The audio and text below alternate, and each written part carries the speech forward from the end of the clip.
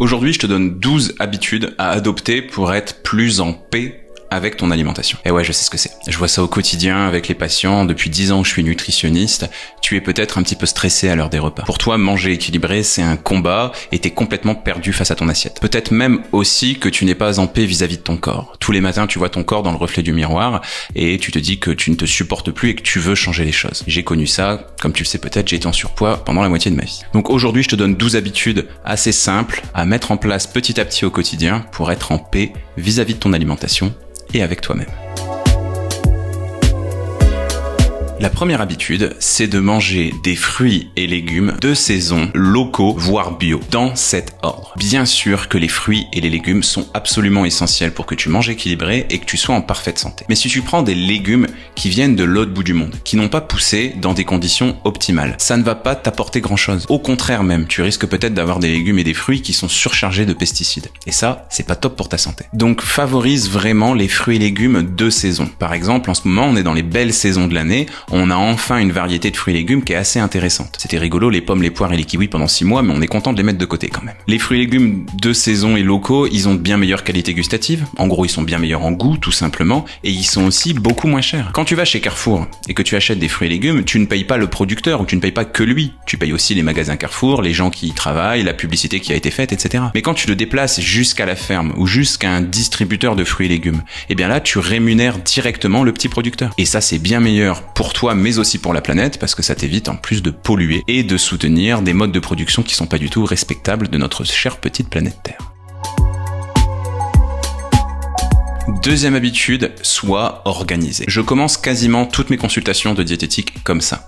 La différence entre un patient qui atteint ses objectifs en termes de perte de poids et quelqu'un qui ne les atteint pas n'a rien à voir avec sa motivation. C'est lié à son organisation. Tu as très certainement des journées qui sont très remplies, une vie professionnelle surchargée, une vie familiale aussi qui a peut-être de l'importance pour toi. J'entends par là que tu as peut-être des enfants, un mari ou une femme dont tu as envie de prendre soin. Donc si tu comptes sur ta motivation pour que tous les soirs, après une dure journée, tu ouvres le frigo et que tu dises qu'est-ce qu'on mange chérie ce soir, ça fonctionnera pas. Quand tu vas avoir des sales journées, tu vas très vite craquer, tu vas manquer d'idées, tu vas manquer d'inspiration, il va peut-être manquer un ingrédient parmi tous ceux dont tu as besoin pour faire la recette, et tout ça, ça se termine comment? Par un repas qui est pas du tout équilibré, qu'il soit fait par toi ou que tu aies cliqué sur une application telle que Uber Eats pour te faire livrer. Donc le mieux, c'est de faire des menus à la semaine. Mais si tu as la flemme de faire ça, moi ce que je te conseille vivement, c'est d'avoir toujours au moins un repas d'avance. Ça veut dire que quand tu manges le midi, tu dois déjà savoir ce que tu vas manger le soir. Quand tu manges le soir, tu dois déjà savoir ce que tu manges le lendemain midi. Ça va te permettre d'anticiper un petit peu les choses, éventuellement sur le chemin du retour du travail le soir, aller acheter l'ingrédient manquant pour faire la fameuse recette,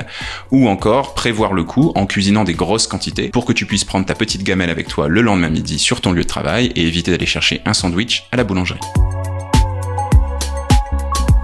Et forcément, ça nous arrive au troisième conseil, cuisine systématiquement une portion supplémentaire dès que tu fais à manger. Ne cherche même pas à te poser la question. À partir d'aujourd'hui, il y a un invité mystère qui est présent tous les jours dans ta maison. Vous étiez 2 à la maison, vous êtes 3 maintenant. Vous étiez 5, vous êtes 6. Ça veut dire que le soir, quand tu sers les petites assiettes de ta petite famille, tu prévois une assiette supplémentaire. Mais vraiment, tu mets une assiette de plus sur le plan de travail. Au moins le temps de prendre cette petite habitude dans ton cerveau. Pourquoi ça?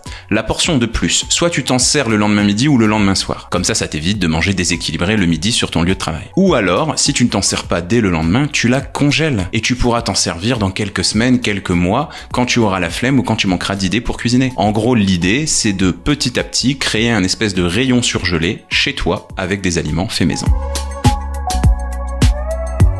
Quatrième habitude, je sais qu'elle va peut-être pas être facile à entendre, arrête de compter les calories. Premièrement, quand on cherche à manger équilibré, il faut toujours avoir une vision sur le long terme. Quand je croise des patients que j'ai accompagnés il y a 6, 7, 8, 9 ans avec des programmes de perte de poids, ils mangent encore de la même manière que ce qu'on avait défini à l'époque. Si tu te dis aujourd'hui que tu vas te mettre à compter les calories, tu penses que tu vas continuer à le faire dans 1 an, 2 ans, 5 ans, 10 ans, 20 ans, 30 ans, toute ta vie tu vas faire ça? Ça a pas de sens, c'est ultra stressant. Et puis c'est super important que tu comprennes que toutes les calories ne se valent pas. J'ai déjà fait une vidéo sur le sujet, je t'invite bien évidemment à aller la regarder, mais je te réexplique ça en quelques secondes. Imaginons que tu aies besoin de 1500 calories par jour. 1500 calories, ça correspond à 15 verres de Coca-Cola. Ça correspond aussi à 15 poignées de crevettes. Ça correspond aussi à 15 cuillères à soupe d'huile d'olive. Est-ce que tu penses vraiment que de l'huile d'olive, du Coca-Cola ou des crevettes, ça apporte la même chose? Est-ce que tu penses vraiment que si tu bois 15 verres de Coca-Cola par jour, tu vas manger équilibré et perdre du poids? Sincèrement? Bien sûr que non. C'est pas le nombre de calories qui compte, c'est l'origine des calories. En gros, est-ce que c'est du gras? Est-ce que c'est du sucre? Est-ce que ce sont des protéines? Et bien sûr, dedans, est-ce qu'il y a des vitamines, des minéraux, des fibres, bref, tout un tas de choses qui sont importante pour ta santé. Et en plus de ça, compter les calories, ça va t'inciter à choisir tes repas, non pas pour le plaisir qu'ils vont t'apporter, mais pour le nombre de calories qu'ils vont te fournir. Et l'alimentation doit rester un plaisir, c'est un besoin vital. Donc c'est important que tu te reconnectes tout de suite avec cette notion de plaisir à manger et que tu abandonnes tout de suite tes compteurs de calories tels que MyFitnessPal ou le secret du poids.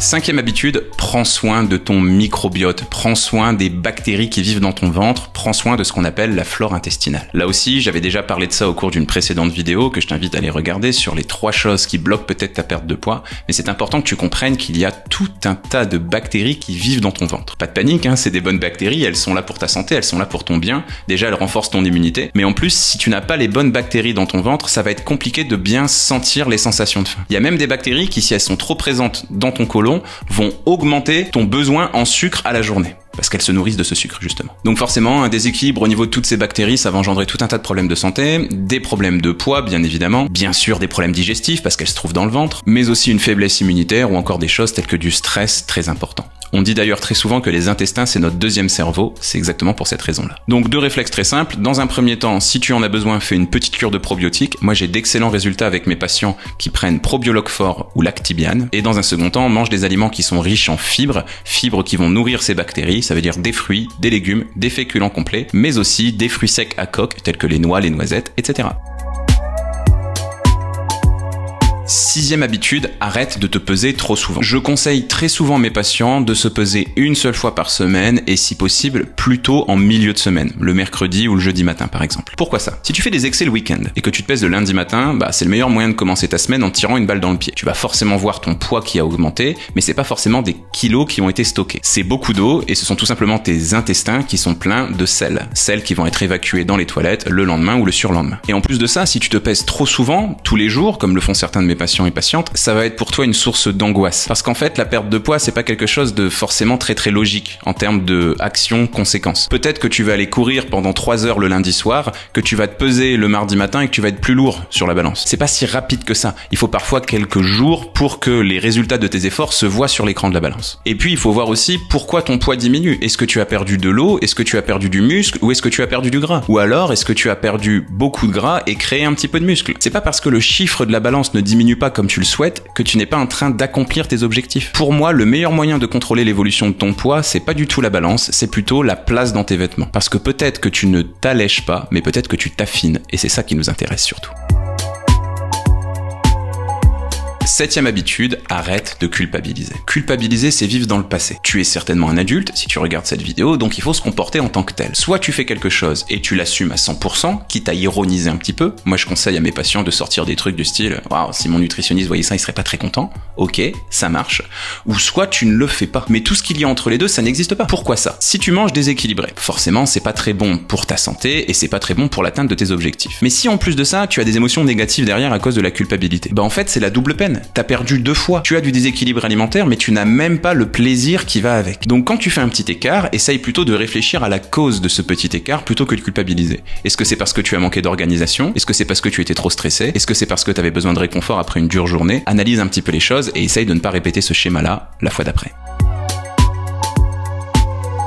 8e astuce, arrête d'intérioriser tes émotions. Il faut que tu exploses de temps en temps. Il faut que tu laisses tes émotions ressurgir. Tu as peut-être déjà entendu parler de cette expression, on dit manger ses émotions. Bah ouais, parce qu'en fait, la nourriture, c'est bon, c'est agréable et ça rassure notre corps et notre cerveau.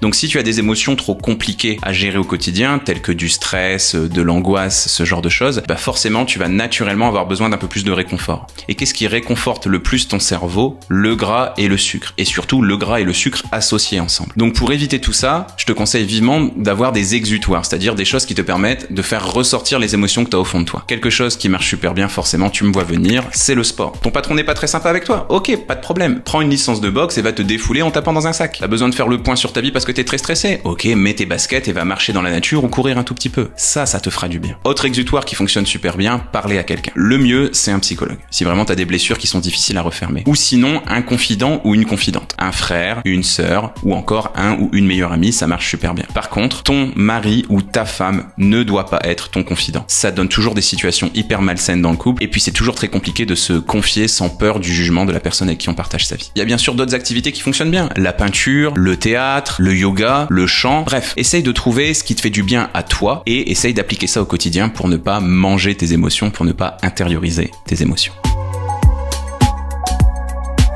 9e astuce, arrête de vivre à travers le regard des autres. Plein d'études scientifiques prouvent que quand on croise quelqu'un dans la rue, 3 minutes après, on l'a complètement oublié. Mais genre absolument oublié quoi. Même quelqu'un qu'on aurait un petit peu regardé de la tête aux pieds. Donc parfois quand tu te balades, t'as l'impression que les gens te jugent, que les gens te regardent. Notamment à cause peut-être de ton surpoids si c'est ta situation. Mais sache que les gens n'en ont rien à foutre de toi. Les gens oublient. Les gens ont bien d'autres soucis que de te juger, en tout cas sur du long terme, en te croisant dans la rue. Fais les choses pour toi. Aime-toi si tu veux être aimé des autres. Ça, c'est super important. Et essaye de t'armer de ne pas être touché par les réflexions des autres. Par exemple, ah ouais, t'as mis ça dans ton assiette, tu trouves pas que ça fait un petit peu beaucoup. Ok?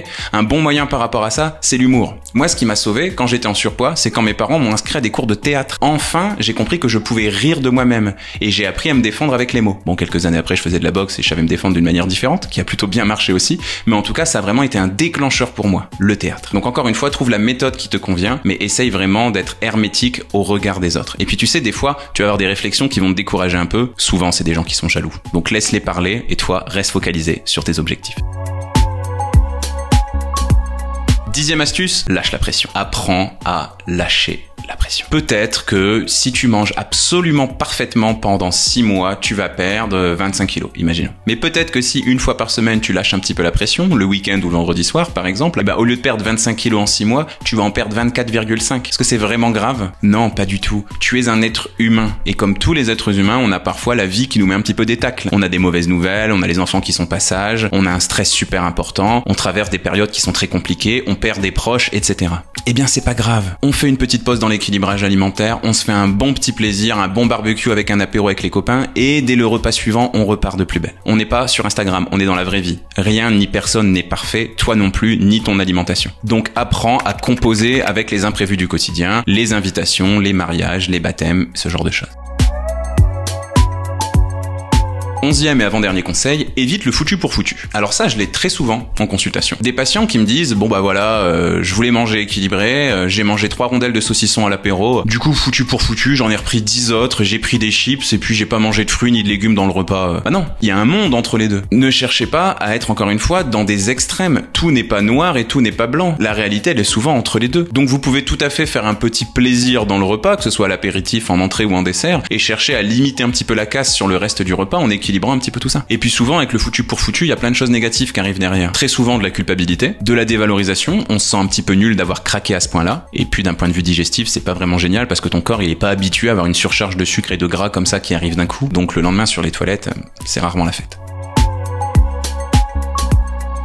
12e et dernier conseil, mets ta santé entre les mains d'experts. Pourquoi est-ce que je te dis ça? Parce qu'aujourd'hui, les influenceurs et les réseaux sociaux prennent une grande place dans notre quotidien. Alors, c'est pas forcément un problème, hein, on trouve des choses incroyables sur les réseaux sociaux, et d'ailleurs, si là, je te parle, c'est au travers d'un réseau social. Mais je me rends compte au quotidien que les Français, de manière générale, écoutent trop les paroles des influenceurs. Alors, ça va être souvent des influenceurs avec des beaux abdos et des pectoraux, mais c'est pas parce qu'on a un joli corps qu'on est en parfaite santé, et encore moins qu'on est qualifié pour, derrière, te dire quoi faire pour prendre soin, toi, de ta santé. Et c'est particulier parce qu'en fait, il y a qu'en nutrition que ça fonctionne comme ça. Si tu souhaites aller voir un dentiste, tu vas pas écouter les conseils d'un pseudo-dentiste sur TikTok. Si tu as des problèmes de vue, tu vas pas écouter les pseudo-conseils de quelqu'un qui a des beaux yeux sur TikTok. Ça marche pas. La nutrition est une médecine. Donc si tu as besoin d'un nutritionniste pour perdre du poids, va voir quelqu'un de qualifié, va voir quelqu'un de diplômé. Et le meilleur moyen de t'en assurer, c'est tout simplement de discuter avec cette personne et de t'assurer qu'elle sait de quoi elle parle, qu'elle a de l'expérience, etc., etc. Bref, on a à peu près fait le tour de ce que je voulais te dire aujourd'hui. Dis-moi en commentaire laquelle de ces 12 habitudes tu comptes mettre en place. Si tu veux avoir avoir une semaine de menu équilibré avec les recettes et les listes de courses, n'hésite pas à cliquer dans le lien qu'il y a dans la description. C'est moi qui ai créé tout ça. Ce sont des recettes hyper équilibrées, gourmandes, très faciles et très rapides à cuisiner. Bien évidemment, si t'as aimé la vidéo, je t'invite à la liker et à t'abonner à la chaîne. D'ici là, à bientôt, que ce soit ici ou au quotidien sur mes réseaux sociaux. Salut!